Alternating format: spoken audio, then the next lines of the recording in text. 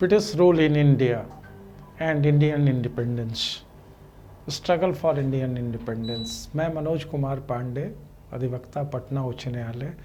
आज मैं British rule जो इंडिया में इतने सालों तक रहा और जो भारत का स्वतंत्रता संग्राम रहा, मैं उस पर कुछ प्रकाश डालने की कोशिश करूंगा। तो जैसा कि हम जानते हैं कि जो ब्रिटिशर्स थे वो पहली दफ़ा जो है ईस्ट इंडिया कंपनी के नाम से हमारे भारत में व्यापार करने के उद्देश्य से आए, जिस समय मुग़लों का शासन था और मुग़ल किंग के द्वारा उन्हें वो अनुमति दी गई कि उनकी जो कंपनी है यहाँ व्यापार करेगी। जो और ये व्यापार सिर्फ इंडिया में नहीं था, ये ईस्ट इंडीज़ में था, जिसमें एशिया की कुछ और कंट्रीज़ शामिल थी। तो इस ईस्ट इंडीज़ में जो है वो जो कि मुग़लों के अधीन था, तो जो है उनको व्यापार करने की अनुमति दी गई और उन्होंने अपना जो है पहला बिजनेस प्लांट लगाया यहाँ पे और एक व्यापार शुरू किया। धीरे धीरे वो जो है हिंदुस्तान के इंटरनल अफेयर्स में अपना जो है इंटरफेयर करना शुरू कर दिया। करते करते फिर जो है अपने अनुसार जो है उन्होंने उसको चलाना शुरू कर दिया और जो है इंटरफेयर करना शुरू हुआ। और एक ऐसा पॉइंट आया जबकि मुग़ल साम्राज्य के जो किंग थे वो काफ़ी वीक हो चुके थे, physically, financially and in all respect.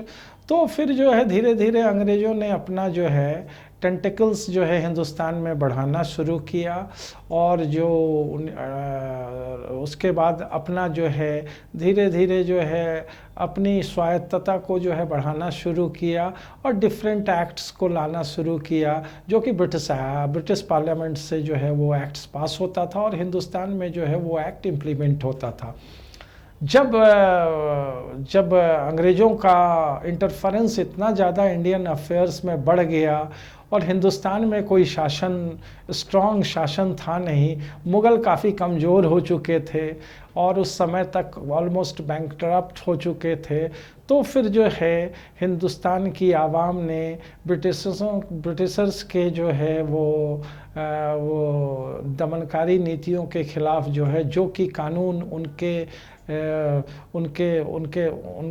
जो कानूनें उनके एटमॉस्फेयर से मिलती नहीं थी, उन सब को लेके ये लोग परेशान होने लगे और हिंदुस्तान में एक जो है आवाज़ उठनी ब्रिटिश गवर्नमेंट के ख़िलाफ़ शुरू हो गई। वो क्रांति थी और वो सबसे इतिहास की पहली क्रांति थी जिसने ब्रिटिश राज को जो है हिंदुस्तान में हिला दिया। तो क्रांति थी, उसके पीछे लंबा एक रिसेंटमेंट था हमारे भारतवासियों का, जो कि बहुत ही समय से ब्रिटिश के द्वारा लाए गए एक्ट्स से बहुत खुश नहीं थे। वो चाहते थे कि जो है ये ब्रिटिशर्स को एक विरोध करके उन्हें बताया जाए कि जो भी कानून जो है ब्रिटिश पार्लियामेंट पास कर रही है वो उनके कंट्री के लिए सूटेबल नहीं है, जिससे उन्हें जो है परेशानियां हो रही है, उन्हें हानि हो रही है, उन्हें जो है बहुत लॉस हो रहा है, शारीरिक, मानसिक और फिज़िकल लॉस हो रहा है। क्रांति के पीछे सबसे बड़ा जो मूल कारण था वो लॉर्ड डलहौजी का डॉक्ट्रिन ऑफ लैप्स की जो पॉलिसी थी जिसे ब्रिटिश पार्लियामेंट ने पास किया था, वो सबसे बड़ी वजह जो है वो रही। उसके साथ और सारी वजहें जुड़ी हुई है, लेकिन ये जो है पहली क्रांति थी वो हिंदुस्तान में ब्रिटिशर्स के खिलाफ जो है पहली ओपन जो है रिवॉल्यूशन था। इंडियंस का जो रिसेंटमेंट था वो एक टॉलरेंस लेवल के ऊपर चला गया था, क्योंकि वो डॉक्ट्रिन ऑफ लैप्स के साथ साथ और भी एक्ट जो था वो इंडियंस हमारे आवाम के नेचर के बिल्कुल विरुद्ध था, उनके सब्सिस्टेंस के बिल्कुल विरुद्ध था। तो फिर जो है ब्रिटिशर्स की ये जो पॉलिसी है डॉक्ट्रिन ऑफ लैप्स, जो हमारे किंग्स थे, प्रांतीय किंग्स थे, उनके पावर में जो है एक इंटरप्शन था कि जो है जो किंग विदाउट आयर जिनका डेथ होता है तो उनका जो है उनकी सारी जो एसेट्स थी, जो उनका एम्पायर था, वो सब ब्रिटिशर्स ब्रिटिश गवर्नमेंट जो है वो असर्प कर लेगी। तो ये राजाओं को बिल्कुल जो है ये डॉक्ट्रिन पसंद नहीं आया और ये भी एक बहुत बड़ा मूल कारण था। और ये जो स्वाधीनता की पहली लड़ाई हुई, that turn to be an milestone in the Indian history. वहाँ से जो वो शुरुआत हुई, उसके बाद वो फिर रुकी नहीं, और ये जो है भारत के स्वतंत्रता की लड़ाई जो है धीरे धीरे और गहराती चली गई। इसी बीच में जो है 85 में एक ब्रिटिशर्स थे जो कि बहुत बड़े ऑर्निथोलॉजिस्ट थे, उनका नाम एओ ह्यूम था। उन्होंने जो है देखा कि भाई स्कैटर्ड वे में जो है हिंदुस्तान में जो है ब्रिटिशर्स के खिलाफ लड़ाइयाँ लड़ी जा रही है, प्रांत के स्तर पे लड़ी जा रही है। There is not an common platform जो है जहाँ से कि हिंदुस्तान की आवाज़ को जो है एक कॉमन प्लेटफॉर्म से उठाया जाए ताकि ब्रिटिशर्स इसको जो है वो समझें। तो फिर जो है उन्होंने जो है इंडियन नेशनल कांग्रेस का गठन किया था after consultation with the luminaries of the Calcutta university. Calcutta university उस समय का one of the best university था, एंड खाली इंडिया में ही नहीं कहें, हम लोग कहें कि वर्ल्ड की वन ऑफ द बहुत बेस्ट यूनिवर्सिटी थी, जिसने बहुत सारे इंटेलेक्चुअल्स पैदा किए थे। Because Bengal at that time was the hub of educational activities. तो वहाँ के इंटेलेक्चुअल से सलाह मशवरा करके और जो है उनसे सजेशंस लेके इंडियन नेशनल कांग्रेस का गठन हुआ था। उस समय हमारे जो फादर ऑफ नेशन हैं महात्मा गांधी, वो जो है वो तो थे, लेकिन उनकी सेवा जो है वो साउथ अफ्रीका में वो अपनी सेवा दे रहे थे। एज ए बैरिस्टर वो साउथ अफ्रीका में प्रैक्टिस करने, लीगल प्रैक्टिस के उद्देश्य से गए थे उस समय। और वहाँ पर भी जो है साउथ अफ्रीका में भी वही प्रॉब्लम क्रिएट हो रहा था, रंग भेद की नीति अपने चरमोत्कर्ष पे थी। वहाँ पर भी जो है गोरे काले का भेद था। White people were not ready to accept the black ones those who are coming from Asian countries. तो वहाँ गांधी जी जब लीगल प्रैक्टिस करने के लिए अफ्रीका गए एक फर्म के रिक्वेस्ट पे, तो he has been meted out ill treatment at a railway platform in South Africa. उन्हें जो है फर्स्ट क्लास कंपार्टमेंट में उनका रिजर्वेशन होते हुए भी उन्हें जो है प्लेटफॉर्म पे धकेल कर हटा दिया गया, ट्रेन से निकाल दिया गया। तो जो है चूँकि और ये एक्सप्लेनेशन दिया गया कि only white people can travel in the first class compartment, those who come from the Asian developing countries are not allowed to travel in first class compartment। तो गांधी जी अगर चाहते, महात्मा गांधी, तो जो है उस इवेंट को वो भूल के फिर आगे फर्दर अपनी लीगल प्रैक्टिस को कंटिन्यू करते वहाँ जाके। लेकिन उनमें एक स्वाभिमान था, उनमें अपने राइट्स के प्रति जागरूकता थी, वो ह्यूमन बीइंग थे और वो जानते थे कि हमारे अधिकार क्या हैं, हमारे कर्तव्य क्या हैं। तो उन्होंने उस दिन उस प्लेटफॉर्म पे रुक के और वहाँ एक कंप्लेंट दर्ज किया इंग्लिश ऑफिसर के खिलाफ, who has thrown him out from the train on the platform. तो उन्होंने एक प्रोटेस्ट जो है इनिशिएट किया साउथ अफ्रीका में कि नहीं, ये गलत है, रंग भेद की नीति क्यों, all humans are equal in the eye of God and in the eye of law, then why there should be a discrimination on the basis of the color of their skin। तो उनका protest जो है दर्ज हुआ। वो जानते थे कि वहाँ ब्रिटिशर्स का रूल है, ब्रिटिशर्स के सामने वो ये जो एशियंस थे जो वहाँ वर्क कर रहे थे, मोस्टली दे वर लेबरर्स और कुछ इंटेलेक्चुअल्स थे, दे वर फ्यू एंड हैंडफुल। सो उनका प्रोटेस्ट बहुत ज़्यादा कारगर नहीं होगा, लेकिन किसी भी वर्क को करने के लिए एक शुरुआत की ज़रूरत होती है। ये इंग्लिश में एक बहुत अच्छा फ्रेज़ है, मैगज़ीम है कि well begin is half done. तो फिर गांधी जी ने जो है एक शुरुआत करी वहाँ साउथ अफ्रीका में, और उनका प्रोटेस्ट जो है वो पब्लिक हुआ। और उसके बाद जो वहाँ एशियन कंट्रीज़ के लेबरर्स वर्क कर रहे थे, डिफरेंट कंट्रीज़ के, दे वर सो कॉल्ड ब्लैक्स, उनमें एक जागरूकता आई कि कोई आदमी है जो कि हमारे कॉज के लिए जो है फियरलेसली लड़ सकता है। तो they started coming behind him. तो इस तरह से उन्होंने बहुत से केसेस में बहुत से कानून को बदलने के लिए, वहाँ के जो कि अपार्थीड से रिलेटेड था, उन्होंने एक मुहिम चलाई। वहाँ केसेस कोर्ट तक पहुँचे, मैजिस्ट्रेट को उन्होंने कंपेल किया कि उस कानून को अगर नहीं रेशेंड किया जाए तो एटलीस्ट उसमें कुछ चेंज तो किया ही जा सकता है। और वो कंपेल्ड हुए लोग, वहाँ की कोर्ट कंपेल्ड हुई, वहाँ की गवर्नमेंट कंपेल्ड हुई, और उन्होंने जो है एक रिफॉर्म की शुरुआत हुई वहाँ पे, और धीरे धीरे कुछ अधिकार मिलने शुरू हो गए। और इस तरह से गांधी जी का जो एंडेवर था वो वहाँ पे जो है रंग लाना शुरू हुआ। और धीरे धीरे धीरे अंग्रेजी हुकूमत जो साउथ अफ्रीका में थी वो समझने लगे कि नहीं, ये अब जो है हम ज़्यादा दिन तक इनको क्रश नहीं कर सकते हैं, कुछ इनको राइट्स देना ही पड़ेगा, कुछ इक्वालिटी के टर्म्स में राइट देना पड़ेगा। इस तरह गांधी जी का वहाँ एक ब्रीफ पीरियड रहा, और ग्रेजुअली उन्होंने अपार्थीड के खिलाफ एक लंबी लड़ाई लड़ी। लेकिन हिंदुस्तान में महात्मा गांधी को बहुत कम लोग उस समय जानते थे। उनका जो वर्क प्लेस था वो ज़्यादातर साउथ अफ्रीका में रहा। लेकिन later on when he came back to India once in 1902 and then after 14 or 15 years in 1915, तो फिर जो है एक शुरुआत हुई बिहार से के चंपारण से, जहाँ की एट्रॉसिटीज़ किसानों पे हो रही थी। इंडिगो का प्लांटेशन लगाने के लिए उन्हें मजबूर किया जा रहा था, चूँकि Britishers were in need, harsh need of indigo, चूँकि उनके अपने पर्सनल इंटरेस्ट के लिए उन्हें इंडिगो की ज़रूरत थी। तो उन्होंने जो है एक सर्टेन क्वार्टर ऑफ द जो है हार्वेस्टिंग में जो है इंडिगो को कंपलसरी कर दिया था कि नहीं भाई इतना लगाना ही पड़ेगा, और उसके बदले टैक्स वगैरह इंडिगो के रूप में वो ले रहे थे। तो उसके लिए जो है बिहार से, जो बिहार में स्वतंत्रता सेनानी राजकुमार शुक्ला और जो डॉक्टर राजेंद्र प्रसाद जी थे, और राजकुमार शुक्ला के ही कॉल पे जो है गांधी जी फर्स्ट टाइम चंपारण आए। और चंपारण में आके उन्होंने जो है एक प्लान किया कि हम इसका विरोध करेंगे,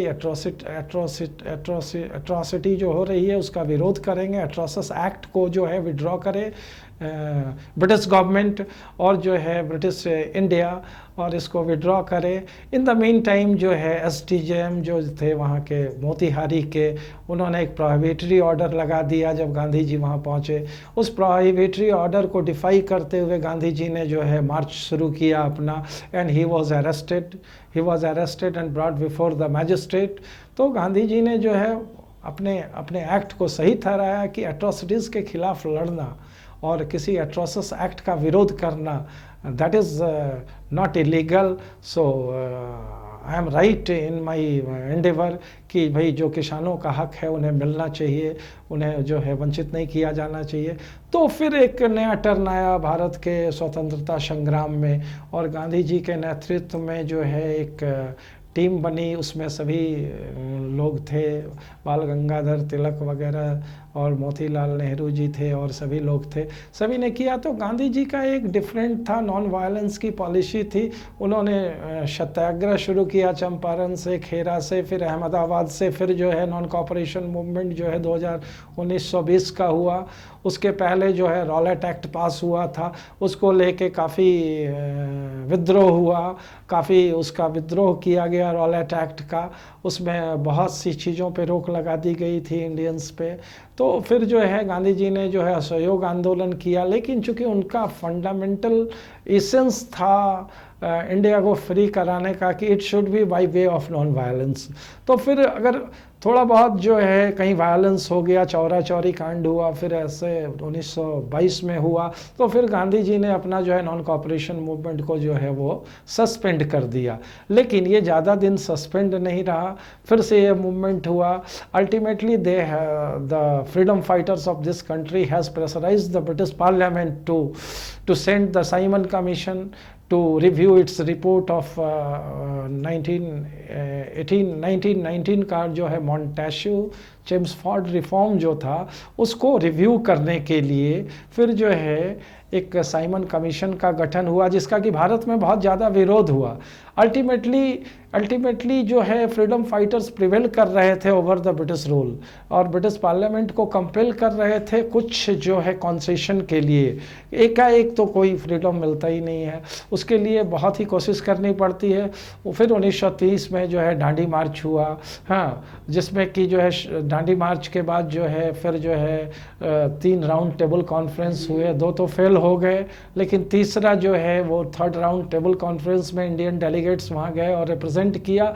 government British parliament has been compelled to British Parliament has been compelled to think about the semi-independence of India, and they have come with the Indian Independence Act in 1935. तो इंडियन इंडिपेंडेंस एक्ट 1935 आया। उसके बाद जो है फिर जाके हर प्रांतों में इलेक्शन हुआ। 11 प्रांत थे हिंदुस्तान के जिसमें इलेक्शन हुआ, बिहार भी उनमें से एक प्रांत था उस समय। तो फिर सारे प्रांतों में इलेक्शन हुआ और जो है वहाँ पे जो है वो प्राइम मिनिस्टर्स का गठन किया गया। पहले जो है मुख्यमंत्री नहीं हुआ करते थे हमारे भारत के संविधान के आने के पहले जो है प्रधानमंत्री का पद होता था प्रांत के मुखिया के रूप में। तो जो है भारत में भी जो है इलेक्शन 11 प्रांतों में हुए।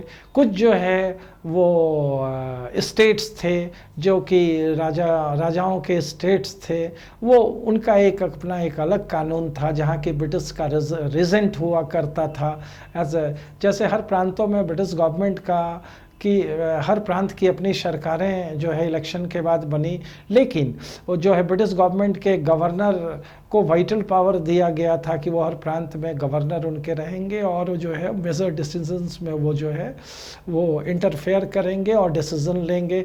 उसी तरह जो रूलिंग स्टेट्स थे उसमें जो है ब्रिटिशर्स ने रीजेंट अपने रखे थे।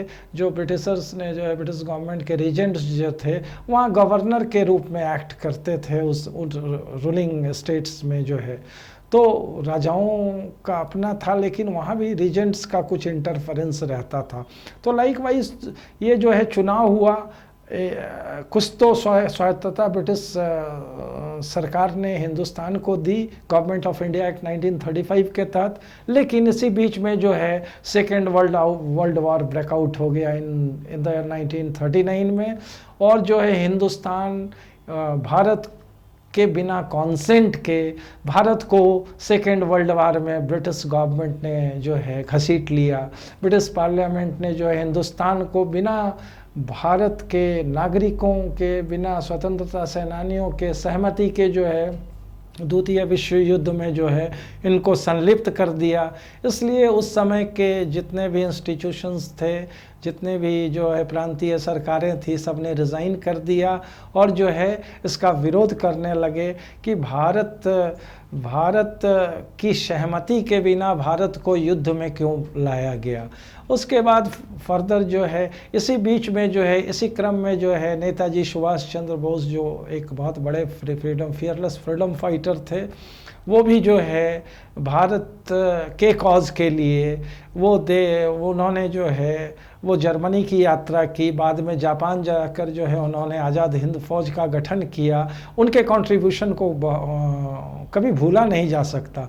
उन्होंने एक अपनी आज़ाद हिंद फौज की गठन की और भारत की आज़ादी के पहले उन्होंने एक आज़ादी की घोषणा कर दी थी, भारत के आज़ादी की घोषणा कर दी थी।